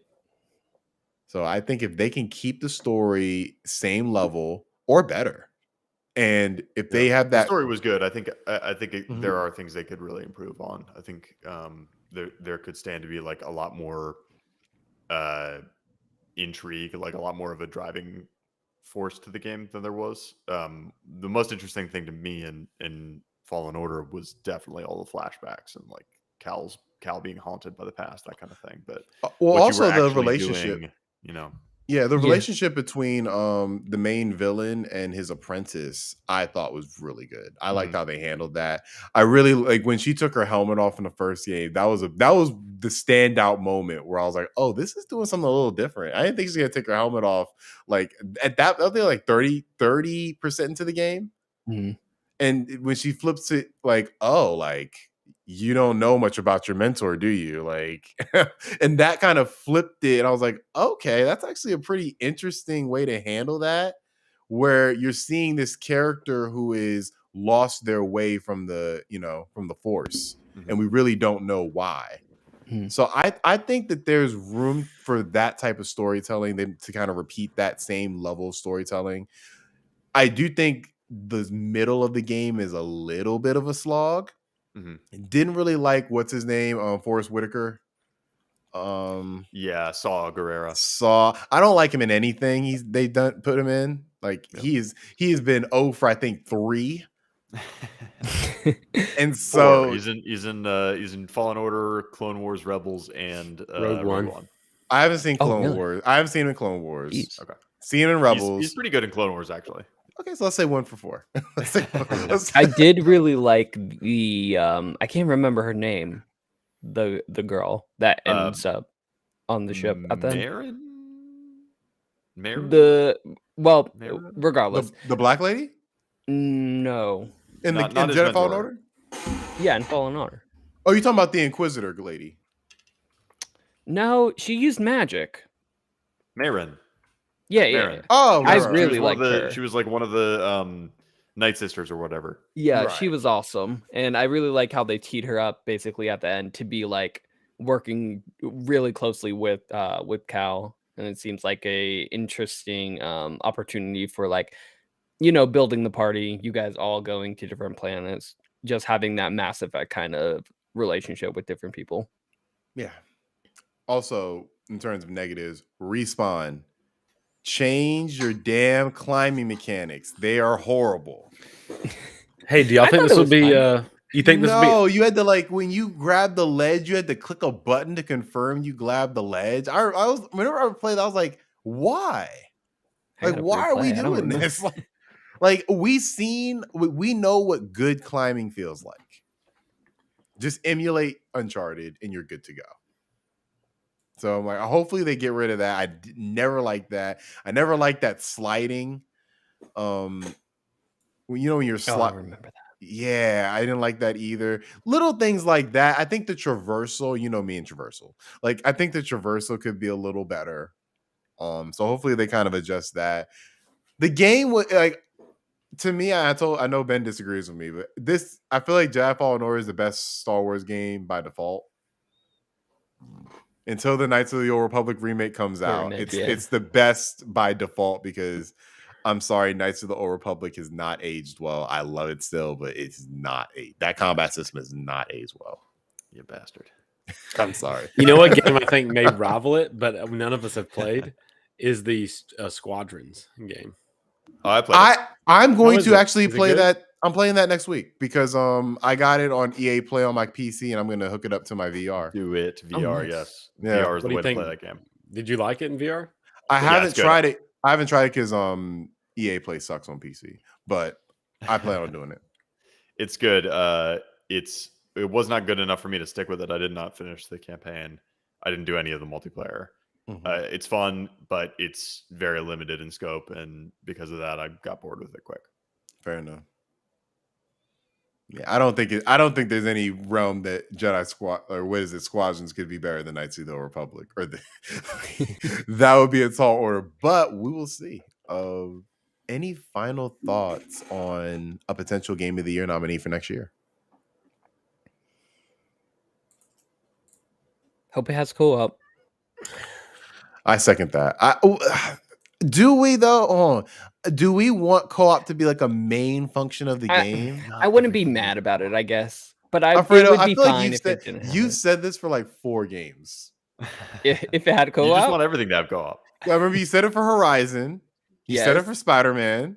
Yes. There's another game you said. Oh, Zelda.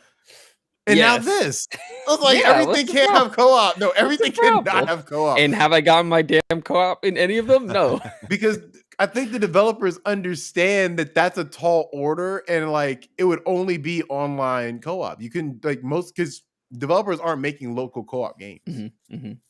Hey, all I'm saying is Supermassive always makes it happen. So get on their level. Wait, Supermassive, like the Quarry? Yeah. Quarry. That is a narrative-based game. Yeah, and they're all co-op. Oh, to go back to our last topic. All of the Dark Pictures anthology, they're all co-op, and it's all great. Nobody has the Quarry on their fantasy draft. And we're scared. But it's coming out. But it's coming out though. Yeah, but the anthology is shaky. Cole, me and you got to duel it out for that one, I guess. We'll see. We shall see. Well, Cole, I'm going to give it to you so you can handle our world famous, world renowned mailbag. All right. Got a message from Elgato98. What do you guys think about the future of Sony and Microsoft? Are console wars still a thing? There was also two different threads on Reset Era, and the question was how you're feeling about the business direction of PlayStation, and it was a poll. And there was also the same exact question: how do you feel about the business direction of Xbox? So PlayStation's the response, 30% of the most popular response, 30% of the voters. I'm unhappy about many things they're doing, and only some things excite me. Xbox, 36%, the number one vote was I'm excited about everything they're doing. What do y'all think about the sentiment? First of all, do we know how many people responded to both of those polls? Yeah, so here we go. It was 2,100 or 2,200 people for the PlayStation and 1,400 for the Xbox. I have a fundamental question, maybe to get this started. How many Xbox exclusive games have come out this year? But I don't really think that's the thing, though. Like, if it was like, what are you more excited about, Xbox games or PlayStation games? I think that people are more excited about PlayStation games. Like, obviously, I mean, so much better. But just the direction of the company of Xbox or Microsoft, I guess, or whatever, versus PlayStation. I'm a PlayStation fanboy, and I feel like Xbox is just in a more positive, trending in a more positive direction. And I've been on this since we first started the podcast. I feel like PlayStation just seems to be trending down in the eyes of gamers, even though they're still doing quality stuff. I mean, right. I just don't get it. And look, I love my Xbox. You know me, I love my Xbox last year. I probably my most played of the consoles. For me, though, when I think of the most anticipated games, like Starfield obviously is going to be a big game when it comes out. Besides Starfield, like, what are these games that we are really looking forward to for Microsoft? Like, what are these? Like, if we laid a list of the games coming out for PlayStation compared to Xbox, what are the games? Because we're talking about video games, like that. Games are a big component of this. Yeah, and I it's agree. like, I think the answer to that, though, is the fact that Xbox is down for anything. Like, obviously, nobody's coming to the table for Xbox for the first parties because they have shown that they're unreliable when it comes to that. They're inconsistent. You never know where you're going to get. But what you can count on Xbox is that they're going to be gamer focused. They're going to drop you Guardians of the Galaxy, like a brand new AAA game that came out like 2 months ago. They'll give it to you for free like 2 months later. They will give you these surprise things on Game Pass as a part of your subscription for free and access to so much, much more for such a low price. Like, I feel like it's those hidden gems and those surprises that we can count on Xbox to give the gamers what they want and introduce gamers to like new things that they might not want to, spend $60 on, but they're interested in. So like being much more gamer focused rather than with PlayStation. We're there for their games specifically. We're there for those AAA unparalleled experiences that we can get from them. But at least for me, the way I see it with Sony, they are more and more trending along the lines of we're gonna make you pay top dollar for it. They're the only ones that are trying to push, people to pay $70. No other developer is trying to do that. We're going to make you pay that. We're going to make you wait for it, which is fine. But we know that you will wait for it, and we're going to make you wait for it, as opposed to Xbox's stance being, hey, we're going to get this to you as soon as possible. So like, I feel like it's, being pro-business versus pro-consumer kind of deal. Before you go, Cole, I want to hear what Ben's thoughts are. Yeah, go ahead. Yeah, I don't know. It's tough to say. I think for one, we should, check this against what we understand the current landscape to be in terms of the two consoles. That being that Xbox is clearly on an upswing after a long period of being, not only the underdog, but rightfully, the opposite, the inverse of this answer. Most people were upset with the direction of Xbox for many years, and they are coming out of that, right? So there is a sentiment delta that has to be factored in there. Sony was on top of the world with PS4, so it really only has ground to lose. That's right. They can either maintain or they can lose, and Xbox can only, so there's an excitement level there, like the change, what Xbox is now versus what it was. That's very true. That becomes a sentiment thing itself, in that it's gotten so much better. And look at all these, we used to have no exclusives, and now we've got all these exclusives on the horizon because Xbox keeps buying these studios. We didn't used to have Game Pass, or Game Pass, was just this meh thing before, and now it's this awesome thing. It's the super best value in gaming. And meanwhile, PlayStation's we still have the best games.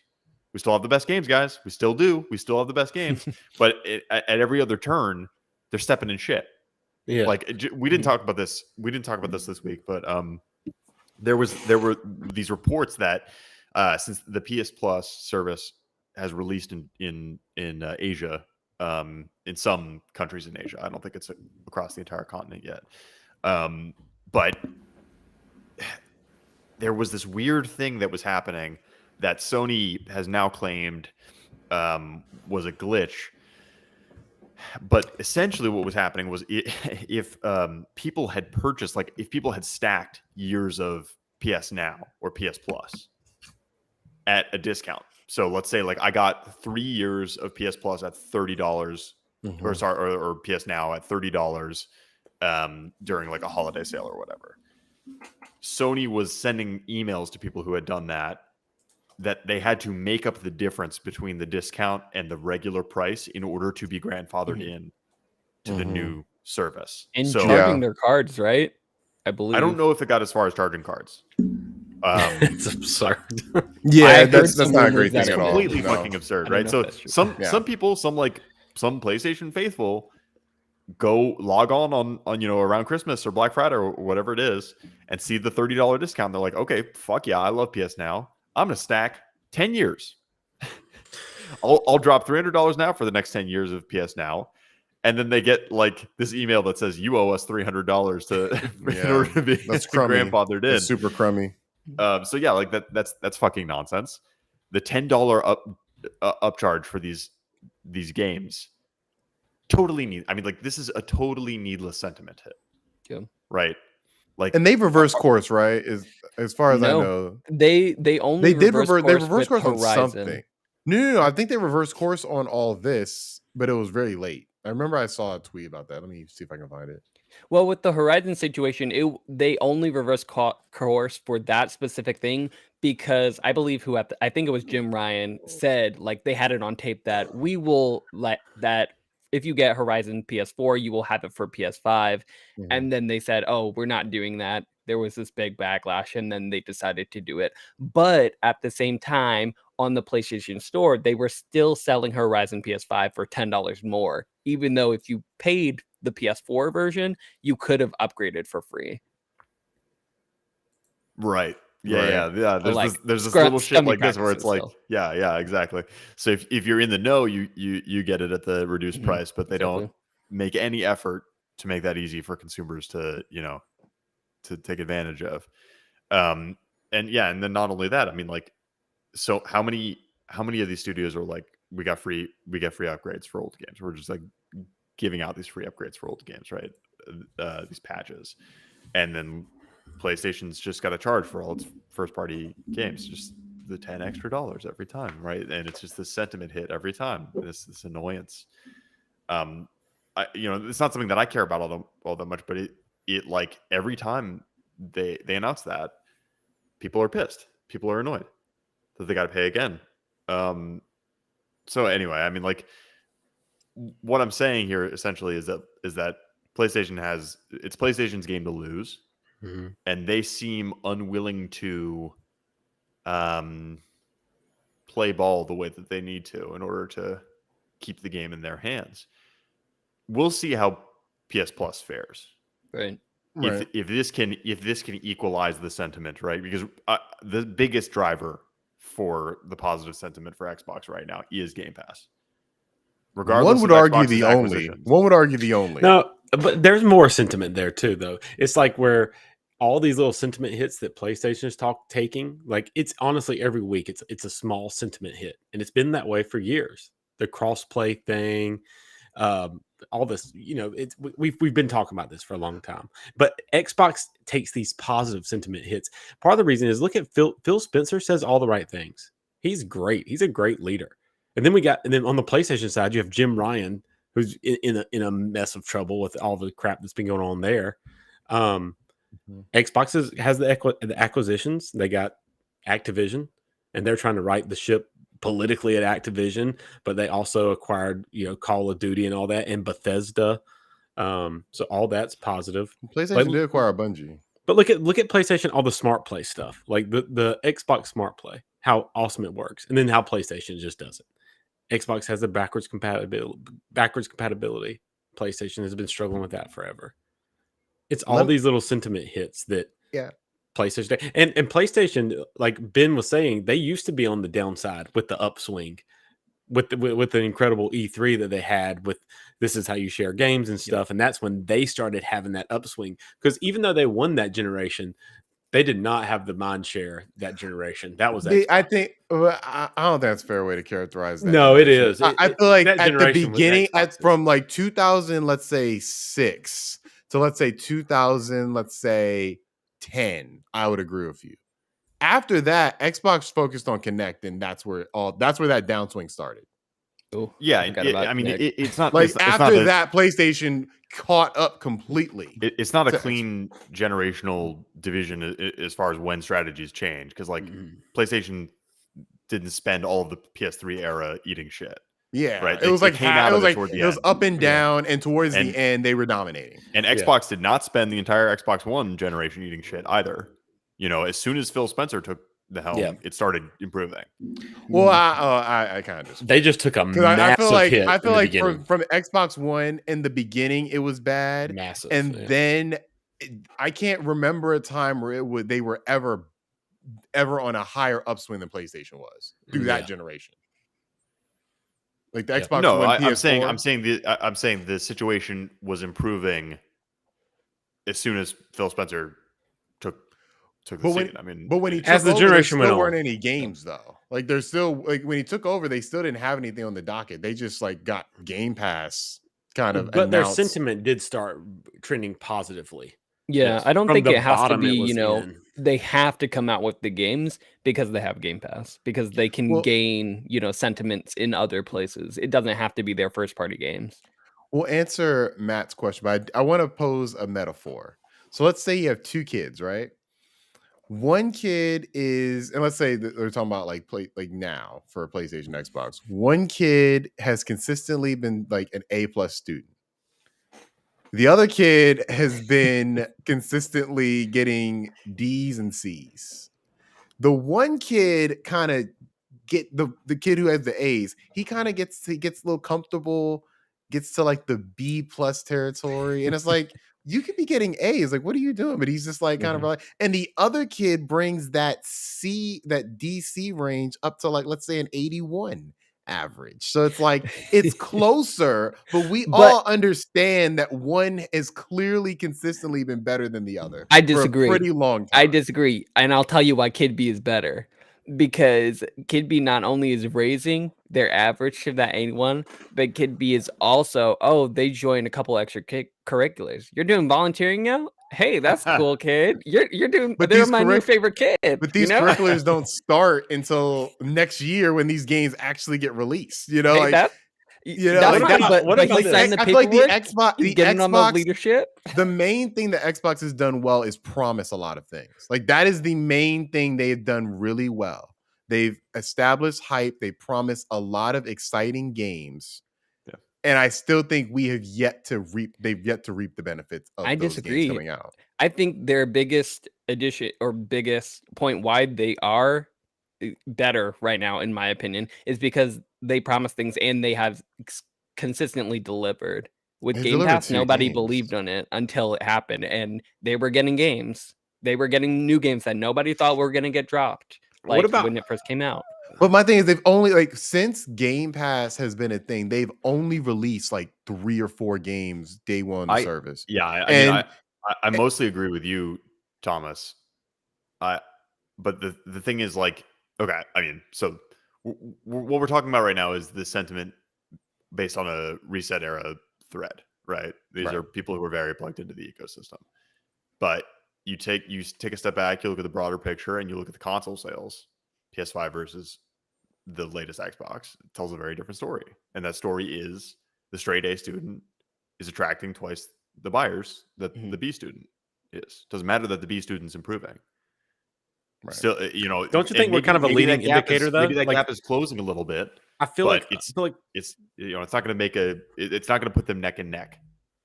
But we always are kind of like the gaming, the Reset Eras and Neo gaffs and stuff. It's kind of like a leading indicator though, a little bit like that you know what I mean? Like I feel but like even from a gaming perspective, PlayStation has consistent release at least 2 games per year that are really high quality. But what about Kid Eddie's not going to all the classes, He's having some negative things. He's being rude to his teachers. He's not going to all his classes. He's peeing on the toilet lid seat. But I'm saying when Kid B makes improvements, it feels bigger than when Kid A was doing it consistently. Like to me, that's where the metaphor to me is, and I'm just to address Matt. Yeah. But is Kid B making promises that they will do better? They are. Xbox has made promises that they have these games, but like there's no negative sentiment when Starfield and Redfall get delayed. There's no like negative sentiment. There's like, why not? That's not good. like that's not a good thing. But it's like we kind of, but it's Phil Spencer. It's what I'm saying. It's like that's where I'm having this thing where PlayStation is getting a lot of criticism for very small things. Like when we talk about the upgrade stuff. Yeah. In the grand scheme of things, we are talking about probably like a couple thousand people. Like this is not a lot of people. Like I can't say that's do I like that? Do I think it's really petty? Yeah, but the majority of gamers are not stacking up their PlayStation Now cards to buy, like that is a very small segment of people. That's not like, to me, Starfield getting delayed is worse than that. But I get what you're saying, that Xbox has made great strides, and they absolutely have. They absolutely have. And I think that does warrant conversation. It's not like PlayStation's just been. I feel like PlayStation's not had the greatest year this year for sure. So my question is, are we talking about strictly games, or No, are we're we talking talking about about the business companies direction. as the The whole? business direction as a whole, yeah. Because I don't think it's fair though, because like we're like this is PlayStation, who's basically an ant, or Sony's basically an ant to Microsoft. No, well, Doesn't but just the matter. Xbox They're playing in the division. same space. Division. I get what Doesn't you're matter saying. from our perspective. No, I get it from that perspective, but from what Sony has been able to do with less means, to me, is more impressive than what Microsoft's been able to do with a lot more means. Maybe, but put it in terms of the question. Are you, are you excited about what they're doing? Are you more excited or more disappointed I'm about what's coming up? I'm excited. Well, to make that more, let's take into account what's happening now. So Sony, they're doing a state of play, but they also announced, like we all heard, that they are starting to go more into the TV and entertainment realm. They're making Right. TV shows. So, Horizon's getting a TV show, God of War, and I believe Gran Turismo. They already have Last of Us in the works, as well as Twisted Metal as well. So they're like trying to go, making their gaming franchises into TV shows, and they're seemingly focusing on that as well now. How do you feel about that, I guess? I think it's great. I think Xbox is try to do that with Halo, and we'll leave that there. They tried to do it before with Quantum Break. We'll leave that there too. They've made attempts and they have been very mixed, and I feel like that's being gracious. PlayStation has to this point also been mixed, because I can't call Uncharted a runaway hit. It made a lot of money, but wasn't the best movie in the world. The Last of Us looks promising, but that's still unproven. Ghost of Tsushima is promising, but that's unproven, so forth and so on. So for the movie standpoint, PlayStation's from potential is definitely doing better, because I don't even know, besides the Halo series, if Xbox is even doing anything else movie-wise as far as on the docket right now. Obviously, even the Destiny stuff, like Destiny is going to be having some movie component at some point too, or TV component too. Horizon as well. So yeah, I think from the movie standpoint, that's a big thing for them, PlayStation Studios. Also, PlayStation VR 2, I feel, has the potential to be a pretty good thing too. Like my fundamental problem with Xbox's accomplishments is you can't say Xbox's accomplishments without Game Pass. If you just if you're banned from saying Game Pass, there is no accomplishments. PlayStation has done a good job branching out into a lot of different things and they're trying to do the movie success, they're trying to do VR success, they're already killing it gaming wise. That's why I would give them the nod, me personally. I just, for me, Game Pass is too big of a success to just say, oh, all they have is Game Pass and that's it. No, because but you could do the same what I'm thing saying with is Sony. does Game Pass supersede everything else that PlayStation has done? That's my question. Well, mine is it's the Game Pass. Like, as far as business direction goes, it's Game Pass paired with all the other little sentiment things, like Phil Spencer's communication, like them acquiring Bethesda, acquiring Activision, just how they seem more gamer friendly, gamer centric. Their messaging to us gamers. Now, I understand, like, as a whole in the general population, it's still 100% Sony, but yeah, and just to put my cards on the table here, I would answer this question that I'm more excited about PlayStation's future. I still have not purchased an Xbox. As good of a deal as Game Pass is, it's not a good enough deal for me, someone who's pretty plugged into gaming and has like played most of the value that's on Xbox already, or owns most of the value that's on Xbox already. Things like PlayStation's involvement in VR are exciting to me, even if it's a small thing that's only going to capture a small segment of the console base. Things like the DualSense are exciting to me. Things like PlayStation's first party lineup, which has never disappointed. in recent memory. So yeah, it's like keep trucking along.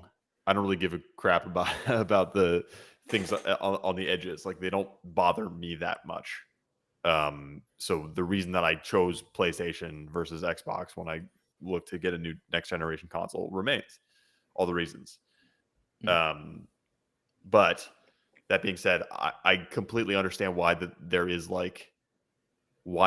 a shift in the conversation about how we're talking about these two consoles and the two like ecosystems there. And I think, frankly, I do think you are undervaluing the massive acquisitions that Microsoft has made, because they have not borne fruit yet for the most part, but they will. For the next 5 to 10 years, we will just be getting Xbox game after Xbox game after Xbox game. We will see if they can do a better job managing their studios than they have so far. That may be their Achilles heel, but they've just bought their way into a competitive position with Sony's first party, and there's no other way to phrase that. Like that, it has happened, and they are there.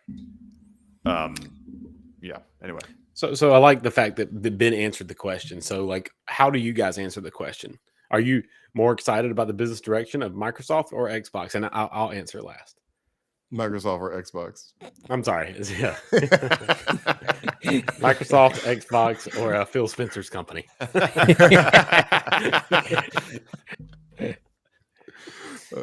So you said Xbox, right? No, I'm gonna answer last. Y'all go ahead. I'll go next. I'm saving it. I would say PlayStation, just because PlayStation is, to me, since I've really been active, like really paying attention to video games from just just from a actual, like, knowing the publishers, listening to the rumors actively, everything like that, they have had a proven track record. And to me, it doesn't look like that's going to shift at all. Like, I don't see any like what is it? The metaphor about the chains, where the chains are like, there's like something in the chains.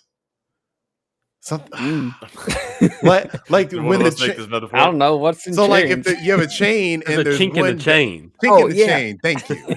So to me, Okay. there's no chink in the chain. Like PlayStation now. You just make that up, Cole? No, he didn't. I've heard it before. Is a thing. No, that's right. It's the same. Okay. It's the same. Okay. Yeah. I'm just throwing out stuff. The buggy, and the chink in the chain. But yeah, chink in the armor.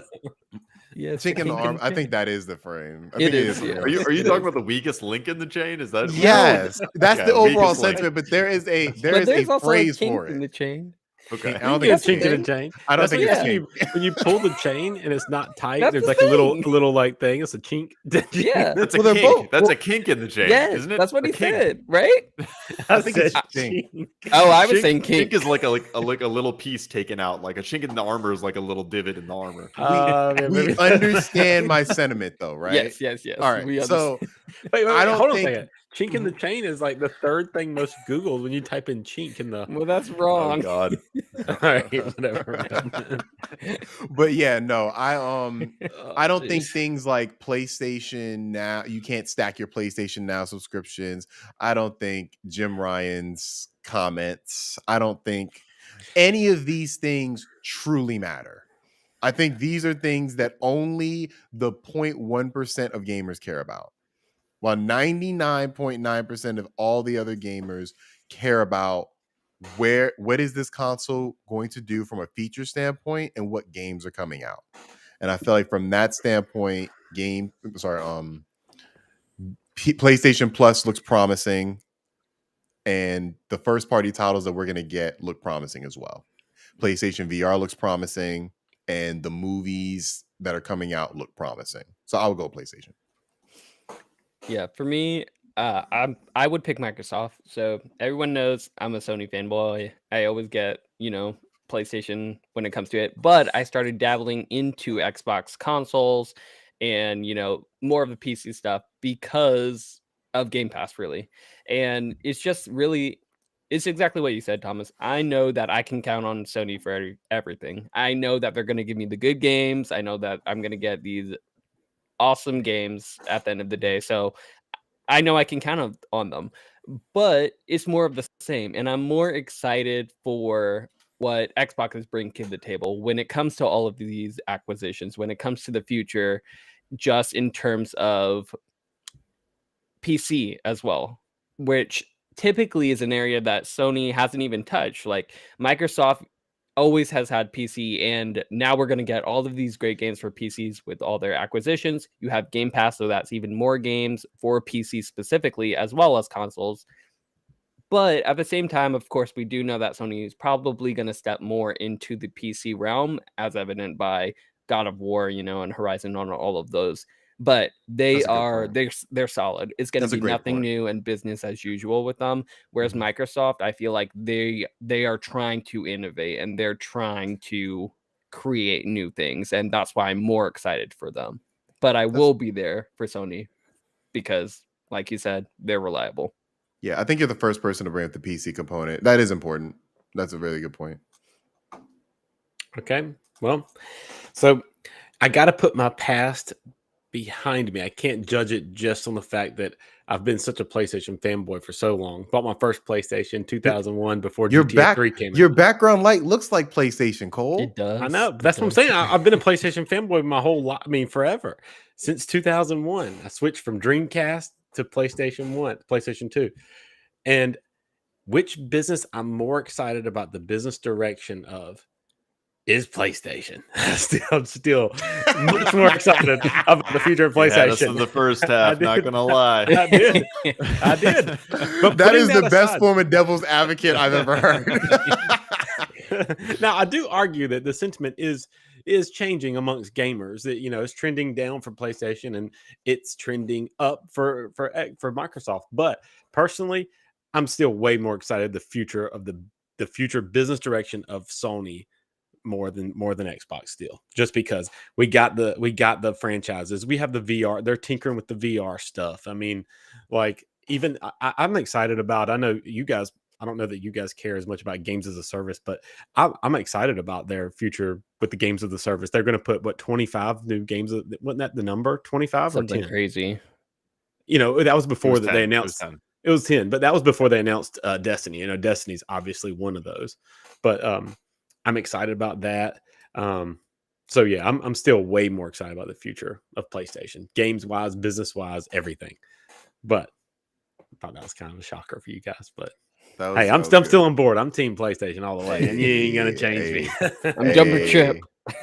Yeah, well, at least we know that you are nuanced in your opinion, and I think all of us are. Yeah. I think we all kind of recognize that I feel like both companies right now are relatively doing well.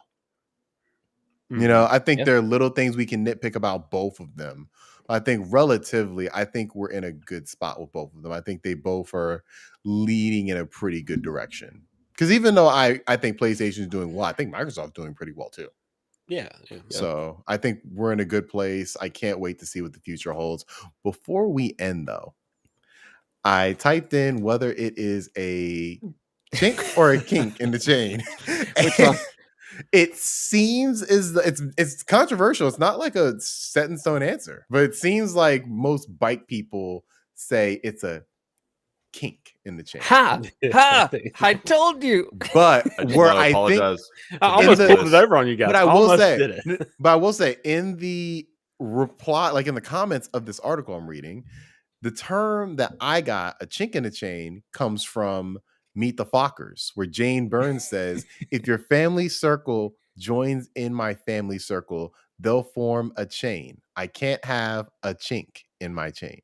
So that might be where I got it from. It's very possible. I did watch that movie a lot when I was a kid, so it's very possible. Good So movie. we can use the phrase "a chink in the chain" If you're referencing your sources.